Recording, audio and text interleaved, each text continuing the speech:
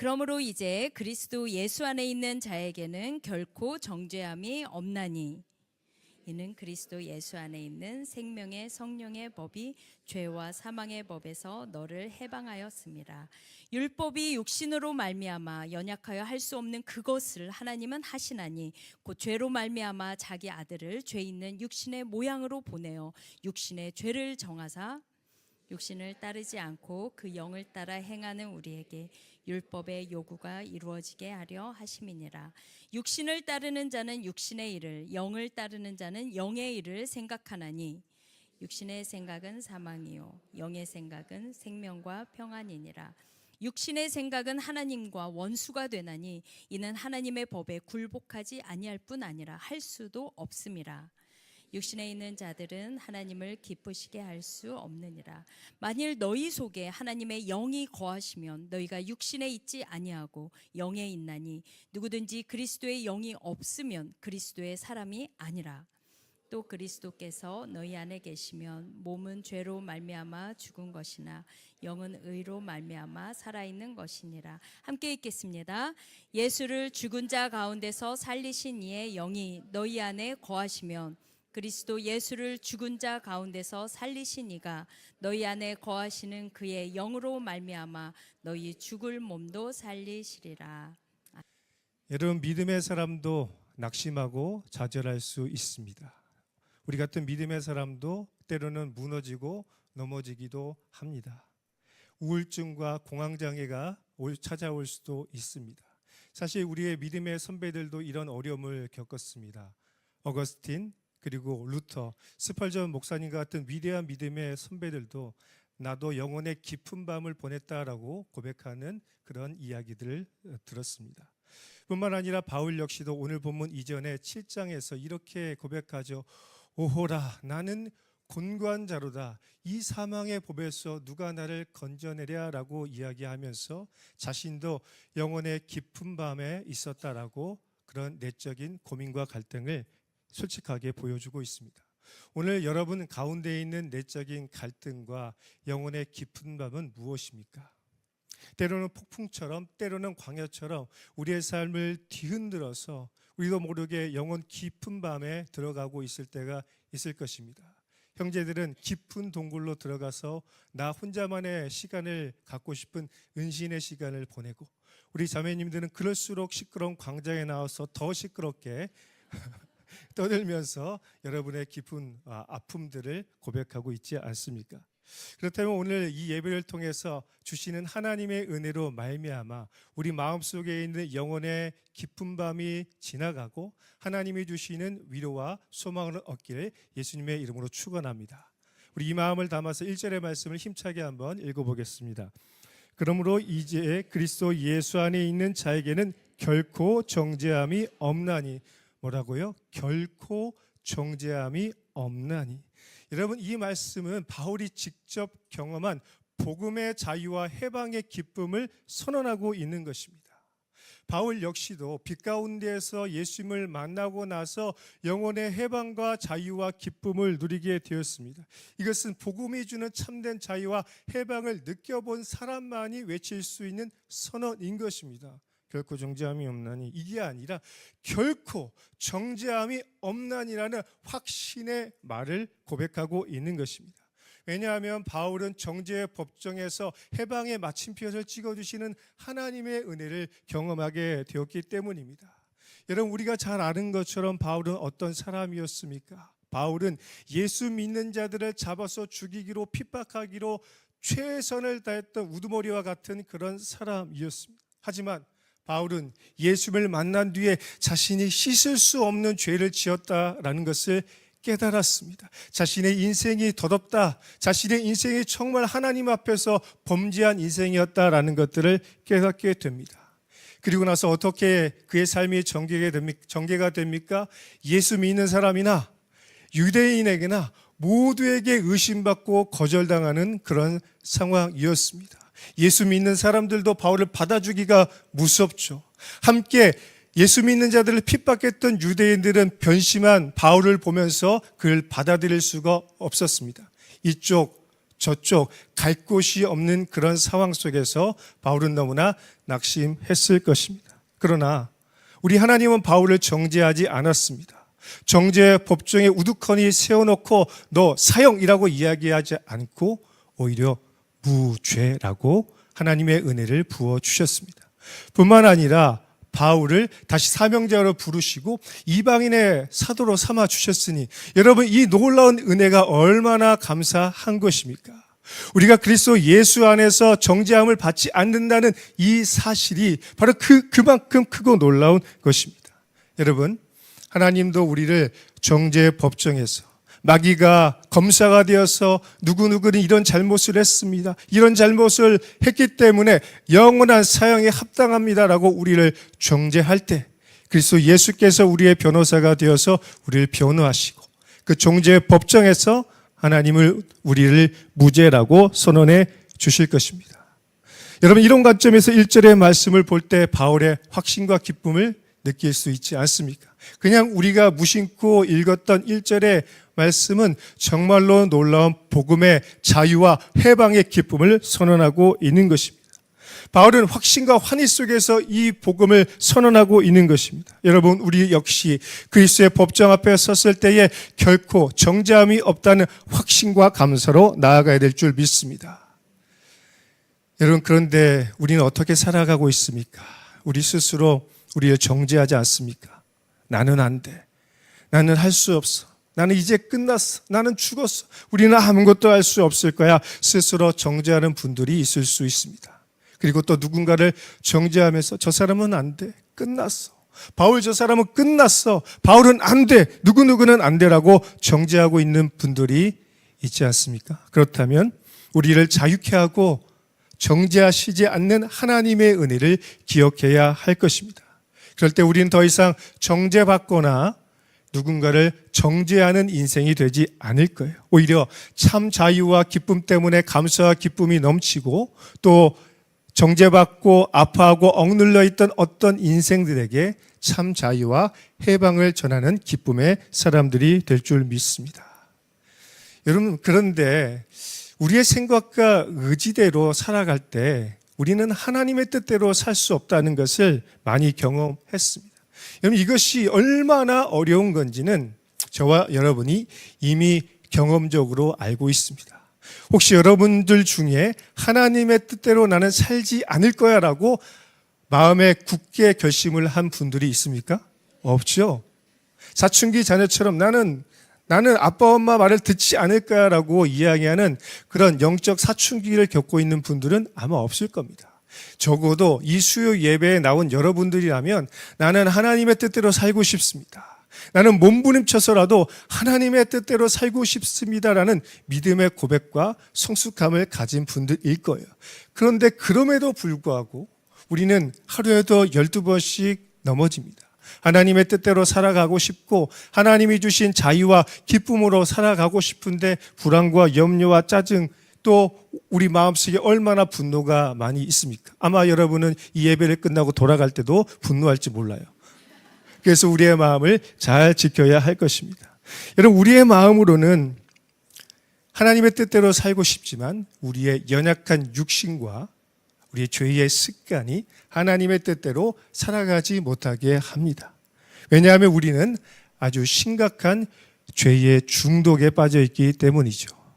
마치 알코올 중독자가 그리고 마약 중독자가 자기의 힘으로는 스스로 빠져나올 수 없는 것처럼 우리가 육신에 너무나 속해 있고 또 죄의 습관에 너무 빠져 있기 때문인 것입니다. 전 경기도지사 남경필 씨가 자신의 아들을 경찰에 직접 신고했다는 이야기를 들어본 적이 있을 겁니다. 그의 아들 남주성 씨가 마약에 심각하게 중독되니까 도저히 이렇게 놔두면 살아갈 수 없다, 죽을지도 모르겠다라는 그런 심각한 위기감이 들어서 직접 아들을 신고했습니다. 제가 그 이야기를 듣고 굉장히 궁금했어요. 아들을 신고하는 아버지의 마음은 어떨까? 자기를 신고하는 아버지를 바라보는 아들의 마음은 어떨까? 굉장히 궁금했습니다. 그런데 최근에 여러 영상이나 후기들이 나오고 있는데 그의 아들 남주성 씨가 아버지의 신고에 동의했다는 거예요. 스스로도 이 마약의 굴레에서 도저히 빠져나올 수 없다는 것을 인정했고 아버지의 신고에 동의하면서 그는 살기 위해 감옥에 갔습니다. 그리고 출소 이후에는 이 마약이 얼마나 심각하고 위험한 것인지를 전하는 그런 변화된 인생으로 살아가고 있습니다.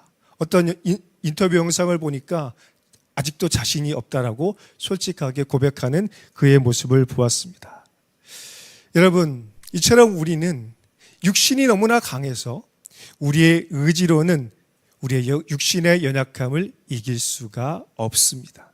하나님은 이 사실을 너무나 잘 아셨습니다. 하나님은 이 사실을 너무나 잘 아시기 때문에 우리가 할 수 있는 일과 할 수 없는 일을 구분하시는 분입니다.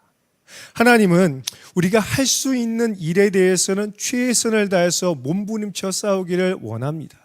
우리가 육신에게 지지 않기 위해서 거룩한 몸부림과 치열한 씨름을 하기를 원하십니다. 하지만 죄와 사망의 권세를 이길 수 없다는 것은 아십니다.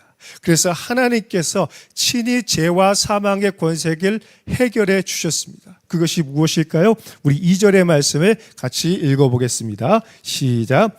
이는 그리스도 예수 안에 있는 생명의 성령의 법이 죄와 사망의 법에서 너를 해방하였음이라. 아멘. 그리스도 예수 안에 있는 생명의 성령의 법으로 우리를 해방해 주셨다라는 것입니다. 여러분, 하나님은 죄와 사망의 법을 압도하는 생명의 성령의 법으로 우리를 구원해 주셨다라는 것입니다.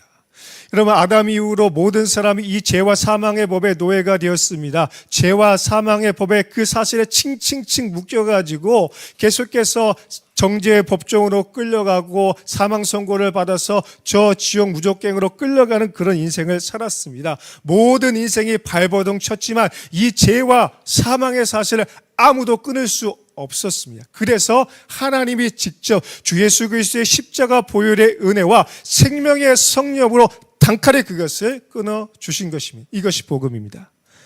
여러분, 우리가 더 이상 죄와 사망의 법에 머무르지 못하도록 하나님은 이 놀라운 큰 은혜를 우리에게 부어 주셨습니다. 이것이 바로 성령을 통해서 우리에게 주신 파워풀 그레이스인 것입니다.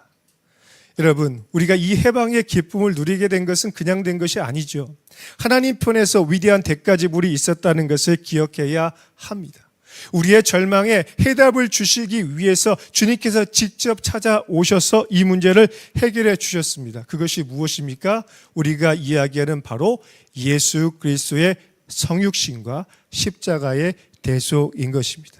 하나님은 우리가 이 문제를 스스로 해결할 수 없는 것을 아셨기 때문에 직접 하나님의 아들을 보내주시는 성육신의 은혜와 십자가의 대속을 통해서 이 죄의 사실을 딱 끊어주시게 된 것입니다. 3절과 4절의 말씀을 한번 읽어볼까요?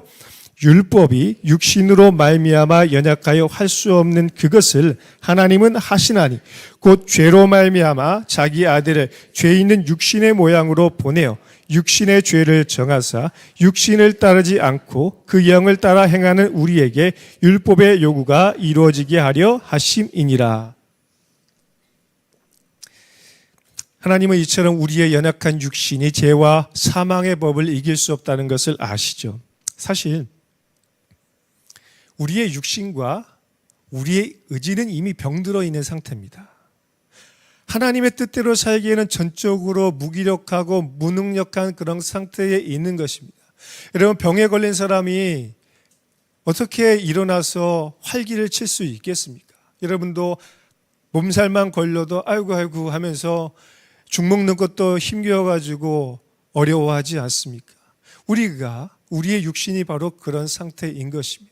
너무나 심각하게 죄에 중독되고 너무나 연약해 있으니까 우리의 육신의 의지와 힘으로는 하나님의 뜻대로 살고 싶어도 살 수가 없는 것입니다. 성령의 은혜가 아니고서는 우리는 온전히 그리고 지속적으로 하나님의 뜻대로 살 수 없습니다. 여러분, 우리는 이것을 솔직하게 인정하고 받아들여야 할 것입니다. 여러분 중에 아닌 분들 있습니까? 목사님, 저는 매일 피트니스 하고요, 매일 필라테스 하고 먹는 거 잘 챙겨 먹으니까 저는 할 수 있습니다. 그런 분들 있습니까? 아니요, 오히려 그분들이 더 연약한 분들입니다. 여러분, 우리의 부패한 본성이 죄의 의지로 물들어 있기 때문에 하나님이 우리에게 주신 선물로 주신 자유의지를 오용해서 오히려 하나님이 기뻐하시지 않는 죄의 의지로 살아갈 때가 너무나 많죠. 어린아이부터 어른까지 죄에 있어서는 천재적인 재능을 가진 선수들과 같습니다. 아마 여러분들은 죄에 대해서는 거의 선수 국가대표급일 거예요. 저 역시도 어렸을 때부터 지금까지 살아오면 돌이켜보면 아주 죄를 짓는 데 있어서는 국가대표 손흥민을 방불케 하는 그런 화려한 인생을 살았을 겁니다. 그렇다고 너무 심각한 죄를 지은 건 아닙니다.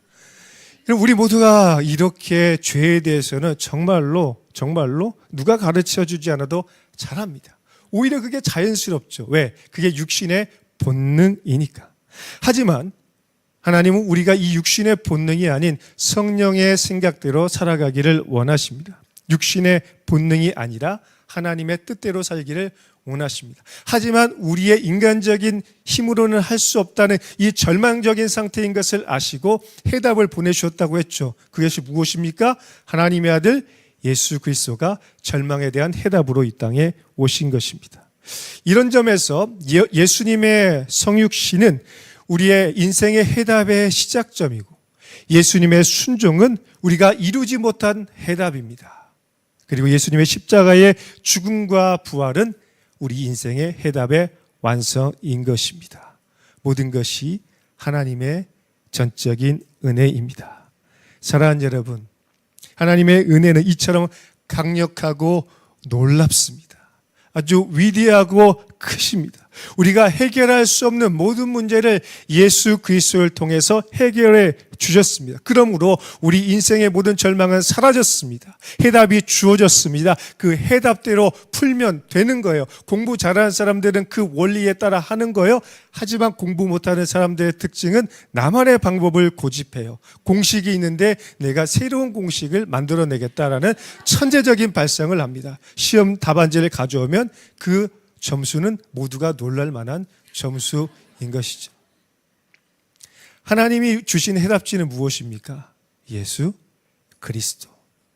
예수 그리스도의 십자가, 그리고 성령의 강력한 은혜인 것입니다. 그래서 성령을 우리에게 보내주셨습니다. 우리가 그래서 성령을 따라서 살면은 하나님을 근심케 하고 대적하는 인생이 아니라 이제부터는 하나님을 기쁘시게 하는 참 자녀의 인생을 살아갈 수가 있는 거예요.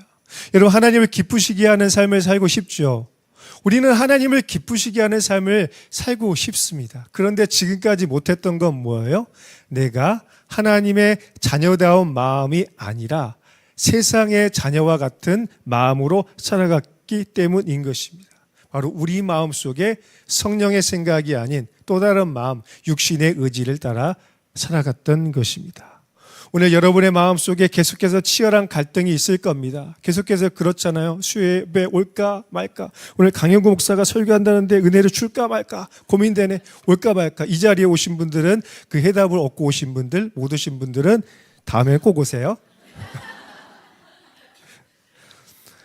여러분, 신앙생활이란 무엇입니까? 평생 날마다의 싸움이에요.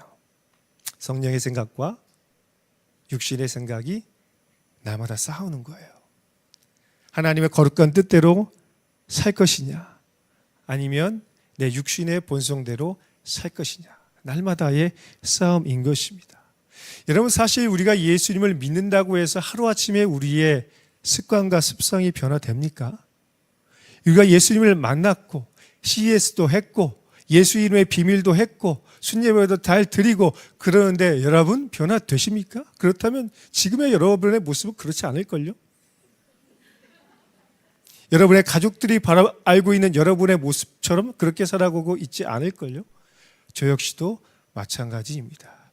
그래서 신앙생활이란 평생의 성화의 과정을 통해서 성령님이 우리를 그리스도 예수의 형상으로 빚어가는 시간인 거예요. 누구는 그 시간이 조금 짧고 누구는 그 시간이 아주 오래 걸려서 천국의 문턱까지 걸리는 분들이 있을 수 있습니다. 하지만 우리가 성령 안에 거할 때 우리의 생각과 언행이 우리의 존재가 완전히 변화될 줄 믿습니다. 5절과 6절의 말씀 볼까요? 육신을 따르는 자는 육신의 일을, 영을 따르는 자는 영의 일을 생각하나니 육신의 생각은 사망이요 영의 생각은 생명과 평안이니라. 이 말씀에 보면 두 종류의 사람이 대조되고 있는 것들을 볼 수 있죠. 누구죠? 육신을 따르는 자, 영을 따르는 자, 두 종류의 사람이 대조되고 있습니다. 여기도 A분단, B분단이 있는 것처럼 이 안에도 육신을 따르는 자가 있고 영을 따르는 자가 있는 것입니다. 두 종류의 사람은 사는 방식도 다르고 삶의 열매도 다릅니다. 똑같은 것들을 보아도 다르게 판단하고 행동을 합니다. 똑같은 예배를 드리는데 여러분 중에 성령 충만한 자는 오늘 예배가 최고야라고 하고 육신에 속한 자들은 오늘 예배의 은혜를 못 받았다라고 이야기합니다. 그러니 오늘 예배의 은혜를 못 받은 사람 것은 전적으로 누구 책임? 여러분의 책임입니다. 저는 분명 성령의 은혜로 파워풀 그레이스를 전하고 있죠. 그래서 영에 속한 자들은 성령의 교통하신 가운데 은혜를 받을 것이고 육에 속한 자들은 은혜를 많이 받지 못했다라고 돌아갈 거예요. 그러니 아마 여러분은 모두가 은혜 받은 척하고 돌아갔겠죠. 나는 성령에 속한 사람이다 라고 이야기할 겁니다. 여러분, 육신을 따르는 자는 육신의 일을 기뻐하다가 결국 사망에 이릅니다. 그러나 영에 속한 사람들은 하나님이 기뻐하시는 일을 묵상하고 행동하다 보니 그 길의 끝에는 생명과 평안이 있는 것입니다. 여러분, 오늘 우리는 어떤 삶의 방향으로 가야 될까요? 우리가 어떤 모델을 가지고 살아가느냐에 따라서 우리의 인생이 달라지게 될 것입니다. 우리가 육신에 속한 자의 모델을 따라 살아간다면 우리 인생은 하나님을 기쁘시게 하지 못할 거예요. 그러나 오늘 우리가 그렇게 살았을지라도 지금부터라도 영에 속한 사람처럼 성령 충만하게 살아가려고 고군분투한다면 하나님의 파워풀 그레이스가 우리의 인생을 변화시켜 줄 줄 믿습니다. 오늘 여러분 어떤 종류의 사람입니까? 그리고 어떤 종류의 사람이 되길 원합니까? 여러분, 사실 이 세상에서 육신에 속한 자로 살아가는 게 더 자연스럽습니다.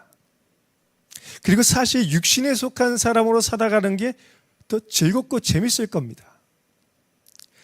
반면에 성령에 속한 자가 되어서 성령 충만한 삶을 살아간다는 건 이상한 일입니다. 그래서 세상 사람들이 우리를 보면서 이상하게 생각합니다. 이 수요일 황금 같은 시간에 이 자리에 나와서 예배 드린 건 이상한 일입니다. 심지어 새벽에 나와서 새벽 예배를 드린 건 더 이상한 일입니다. 주일에는 쉬고 자야 되고 평소에 하지 못했던 각종 모임에 가야 되는데 주일에 가서 예배 드린 거 이상한 일입니다. 심지어 봉사까지 한다고 주황색 티 입고 유잼 봉사하는 거 진짜 이상한 일입니다. 성령의 사람들로 살아가는 것, 세상 사람들이 볼 때 이상하고 조화롭지 못한 일입니다. 하지만 그럼에도 불구하고 우리가 그 길을 걸어가는 이유는 무엇입니까? 우리는 그 길의 결말을 알기 때문입니다. 햄릿이 아주 유명한 말을 했죠. 사느냐 죽느냐 그것이 문제로다. 우리는 무엇입니까? 사망의 길을 갈 것이냐 생명의 길을 갈 것이냐 그것이 문제로다 외치면서 이 자리에 나오고 있는 것입니다. 여러분, 우리가 이렇게 바른 결정을 할 때, 성령이 기뻐하시는 선택을 할 때 우리는 하나님을 대적하고 분노케 하는 인생이 아니라 하나님이 바라보면 정말 너무나 기쁜 그런 하나님의 자녀가 되는 것입니다. 저는 두 딸이 있는데 저 딸들을 볼 때마다 얼마나 기쁘고 행복한지 모릅니다. 그냥 저의 자녀이니까 기쁜 거예요. 그냥 이 자녀를 바라보는 것만도 기쁜 거예요. 새벽에 예배 나올 때 자고 있는 아이들 방문을 열고 보면서 혼자 씩 웃고 나오는, 너무나 좋으니까, 행복하니까. 집에 들어가서 아이들 볼 때마다 너무나 행복하고 기쁜 거야. 아이들이 나에게 무엇을 해주느냐 아니냐 그건 중요한 게 아니에요. 그냥 강영구의 자녀인 게 중요한 것입니다. 시기 질투하는 아내가 그렇게 시기 질투를 해도 좋은 걸 어떻게 하겠습니까? 나의 자녀니까 너무나 좋은 것입니다. 여러분, 오늘 우리가 이렇게 하나님의 기쁨이 되는 주의 자녀가 되길 예수님의 이름으로 축원합니다. 7절과 8절의 말씀 보겠습니다. 육신의 생각은 하나님과 원수가 되나니 이는 하나님의 법에 굴복하지 아니할 뿐 아니라 할 수도 없습니다. 육신에 있는 자들은 하나님을 기쁘시게 할 수 없느니라. 이 말씀과 같이 육신의 생각을 빨리 정리하지 않으면 하나님을 결코 기쁘시게 할 수가 없습니다. 여러분, 누군가와 원수가 된다는 것은 결코 쉬운 일이 아닙니다. 여러분, 그것이 쉽다면 여러분 악인입니다. 여러분, 우리는 누군가와 원수가 되는 것 참 쉽지 않아요? 한 명의 원수가 어쩌면 우리 인생을 완전히 무너뜨릴 수가 있습니다. 그래서 누군가 원수 지는 일을 해서는 절대로 안 됩니다. 특별히 자매님들과는 원수를 져서는 안 돼요. 온열에 서리가 내린다는 그 말처럼 절대로 자매님들과 원수가 져서는 안 되는 거죠. 원수 한 명이 우리 인생을 송두리째 바뀔 수 있습니다. 그런데 하나님과 원수가 된다. 이것은요, 심각한 정도를 떠나서 우주적인 재앙입니다. 하나님이 우리의 원수가 돼서 우리를 공격하신다? 그 누구도 우리를 보호해 줄 수 없는 것입니다. 오늘 우리가 하나님과 원수되게 만드는 여러분의 생각과 태도와 말과 행동을 모두 바꿔야 됩니다. 그렇지 않고 계속해서 용기 백배해서 나는 하나님과 원수가 된 채로 살아갈 거야 라고 계속해서 육신의 일대로 행해 보십시오. 장담컨대 여러분은 가장 두렵고 비참한 결말을 맞이하게 될 것입니다. 그러나 지금이라도 마음을 돌이켜서 하나님의 원수가 아니라 하나님의 기쁨이 되는 자녀가 된다면 세상의 모두가 나랑 원수를 맺는다 할지라도 우리는 구원받게 될 것입니다. 왜냐하면 하나님이 우리를 지켜주시고 우리를 원수 삼은 그들이 하나님의 원수가 될 것이기 때문입니다. 우리가 누구이든 우리가 무엇을 했든 파워풀 그레이스는 우리를 변화시키고 우리에게 놀라운 은혜를 줄 믿습니다. 한때 노예선의 선장으로 살면서 사람들을 물건 취급하며 살았던 사람이 있죠. 바로 존 뉴턴 목사님입니다. 어메이징 그레이스라는 찬송가를 남기면서 많은 사람들에게 위대한 하나님의 은혜가 무엇인지를 보여줬고 그의 삶으로 복음이 무엇인지를 증거했습니다. 그의 인생의 끝에 그의 묘비명에는 이렇게 쓰여져 있습니다. 같이 읽어볼까요? 시작. 한때는 불신자요 방탕한 자였으며 아프리카에서 노예들의 종으로 살았으나 우리 주와 구주 예수 그리스도의 풍성한 긍휼로 보존되고 회복되고 용서받아 자신이 오랫동안 파괴했던 그 믿음을 전파하는 자로 세움을 받았다. 정말 길지만 그의 인생이 무엇인지를 보여주고 있습니다. 하나님의 긍휼로 보존되고 회복돼서 용서받아서 자신이 부정했던 그 믿음을 전하는 자로 살았다. 왜 그랬을까요? 왜 그랬을까요? 이 강력한 하나님의 은혜, 자신이 찬송가로 지었던 그 제목처럼 Amazing Grace, 그 놀라운 하나님의 은혜가 자신의 인생을 변화시켰기 때문에 그랬던 것입니다. 존 뉴턴 역시 한때는 영적으로 메마른 인생이었습니다. 비정했고 양심도 없고 자비도 없는 육신에 속한 사람이었습니다. 그러나 그가 성령을 경험하고 나서 인생이 완전히 바뀌고 그 어메이징 그레이스를 경험하게 되니 하나님의 영광을 위해 자신의 인생을 헌신한 변화된 사람이 된 것입니다. 여러분, 이것이 파워풀 그레이스인 것입니다.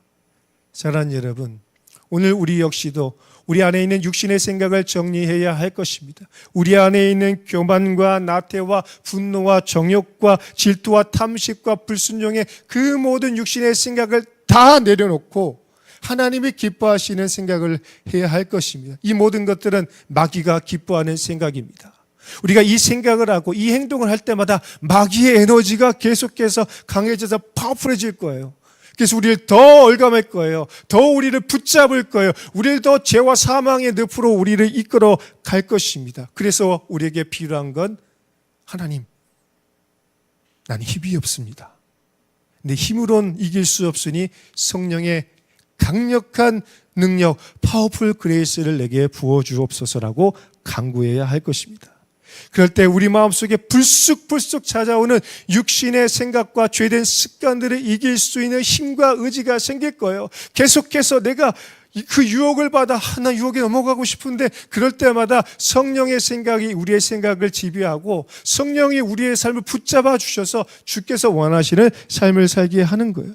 그래서 우리는 할 수 없지만 성령이 우리 안에 역사하시면 메마른 우리의 뼈들, 이미 죽어버린 이 심장이 다시 쿵쾅쿵쾅 뛰면서 다시 우리 육체에 피가 돌고 근육이 생기고 힘이 생겨서 메마른 뼈처럼 살아가는 인생이 아니라 그리스도의 군대로 거듭나는 인생으로 살아가게 될 것입니다. 그 결과 더 이상 우리는 육신에 속한 세상 사람이 아니라 성령에 속한 그리스도 예수의 사람이 될 것입니다. 9절과 10절의 말씀을 함께 읽겠습니다. 만일 너희 속에 하나님의 영이 거하시면 너희가 육신에 있지 아니하고 영에 있나니 누구든지 그리스도의 영이 없으면 그리스도의 사람이 아니라 또 그리스도께서 너희 안에 계시면 몸은 죄로 말미암아 죽은 것이나 영은 의로 말미암아 살아 있는 것이니라. 아멘. 사랑하는 여러분, 그리스도 예수께서 저를 사랑하시는 그 사랑의 마음으로 여러분에게 권면하고자 합니다. 더 이상 과거의 방식대로 살아서는 안 됩니다. 죄의 습관과 육신의 생각과 의지대로 살아서는 안 됩니다. 우리 모두는 그 길의 끝이 무엇인지 알고 있습니다. 그래서 성령께서는 우리가 천국 가는 그날까지 우리 안에 계시고 우리와 함께 하시며 우리의 손을 붙들고 인도해 줄 겁니다. 때로는 우리가 연약해서 거룩의 경계선을 넘고 그 유혹에 넘어질 때도 있을 것입니다. 때로는 육신의 습관에 이끌려 과거 지향적인 삶을 살기도 할 것입니다. 육신의 생각과 타협하며 나도 모르겠어 하면서 될 대로 되라지 하면서 육신에 속한 대로 살아가는 죄에 대한 회귀 본능과 향수에 이끌릴지도 모릅니다. 하지만 강력한 성령의 은혜는 이 모든 것을 이기는 파워풀 그레이스입니다. 우리가 하나님의 은혜를 간구하기만 한다면, 하나님의 은혜를 간절히 사모하기만 한다면 우리 안에 계신 성령께서 우리를 끝까지 도와주실 것입니다. 바울은 이 놀라운 파워풀 그레이스를 경험했기 때문에 1절에 그렇게 확신 있게 이야기한 것입니다. 누구든지 그리스도 예수 안에서는 결코 정죄함이 없나니. 그리스도 예수 안에서 우린 결코 정죄함을 받지 않고 성도의 합당한 모습으로 살아가게 될 것입니다. 그래서 우리는 종국의 그 영광의 부활에 동참하게 될 것입니다. 11절의 말씀을 힘차게 읽어볼까요? 예수를 죽은 자 가운데서 살리신 이의 영이 너희 안에 거하시면 그리스도 예수를 죽은 자 가운데서 살리신 이가 너희 안에 거하시는 그의 영으로 말미암아 너희 죽을 몸도 살리시리라. 아멘. 사랑하는 여러분, 바울은 지금 죽음의 레퀴엠이 아닌 부활의 찬가를 부르고 있습니다. 7장에서 오라 나는 공고한 자로다, 이 사망의 법에서 누가 나를 건져내리라 라는 사망의 장송곡을 불렀어요. 그러나 이 8장에서는 내가 그리스도 예수 안에서 예수를 살리신 그 하나님의 영이 나를 살리셨다는 이 부활과 승리의 찬가를 부르고 있습니다. 여러분, 이제 우리는 장송가를 부르는 인생이 아니라 부활의 찬가를 부르는 성가대로 살아가야 할 것입니다. 왜냐하면 우리가 그리스도 예수의 사람이기 때문입니다. 저와 여러분이 성령의 사람이기 때문입니다. 성령께서 정죄의 법정에서 우리를 이끌어내셔서 자유와 해방의 마침표를 찍어주시고 힘없고 생기 없는 우리에게 성령의 생기를 부어주셔서 그리스도의 군대로 부활케 하셔서 어둠의 군대를 향해 그리스도 예수의 복음을 전할 수 있는 말씀의 사람으로 우리를 세워주셨기 때문인 것입니다. 우리는 할 수 없지만 성령이 함께 하시면 할 수 있습니다. 그러므로 오늘 파워풀 그레이스를 구하십시오.